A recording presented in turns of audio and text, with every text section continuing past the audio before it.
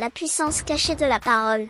Et si je te disais que chaque mot que tu prononces est une graine, certaines font pousser la réussite. D'autres détruisent ta vie sans que tu t'en rendes compte. La question n'est pas si tes paroles ont du pouvoir. La question est ce que tu l'utilises contre toi, ou pour toi? La plupart des gens pensent que les mots, ce sont juste des sons. Des phrases lancées au hasard. Des habitudes de langage sans conséquence. Mais la parole n'est pas neutre. Elle n'a jamais été neutre. Des guerres ont commencé par des mots. Des empires se sont construits par des discours. Des vies ont été brisées par une simple phrase.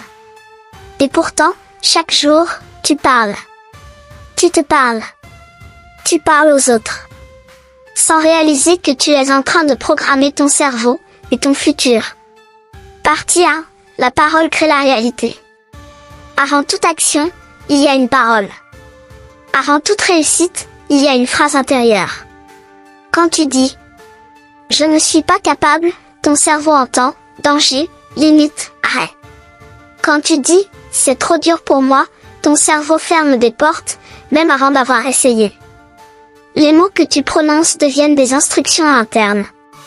Et ton esprit, fidèle serviteur, exécute. Tu ne vis pas la vie que tu veux. Tu vis souvent la vie que tu décris. Partie 2. La parole peut construire ou détruire. Il y a deux types de paroles, les paroles qui enferment, j'ai toujours été comme ça, je n'ai pas de chance, ce n'est pas pour moi, les paroles qui libèrent, j'apprends, je progresse. Je ne sais pas encore, un seul mot peut changer toute une trajectoire. Regarde la différence entre « je ne peux pas » et « je n'ai pas encore appris ». Ce n'est pas de la naïveté. C'est de la direction mentale. Partie 3. Le dialogue intérieur est l'arme la plus puissante. La personne à qui tu parles le plus. Ce n'est pas ton patron. Ce n'est pas ta famille. Ce n'est pas tes amis. C'est toi. Et si tu parlais à un ami comme tu te parles à toi-même, il t'aurait déjà quitté. Chaque mot intérieur est soit un coup de fouet, soit une chaîne invisible, la discipline commence dans la parole. La confiance aussi. La peur également. Partie 4. Comment reprendre le contrôle de sa parole. Observe tes mots. Écoute ce que tu dis quand ça va mal. 2. Change le vocabulaire, pas la réalité. Tu ne mens pas. Tu choisis un langage qui t'élève. 3. Parle comme la personne que tu veux devenir. Avant de l'être. Parce que tu ne parles pas selon ce que tu vis.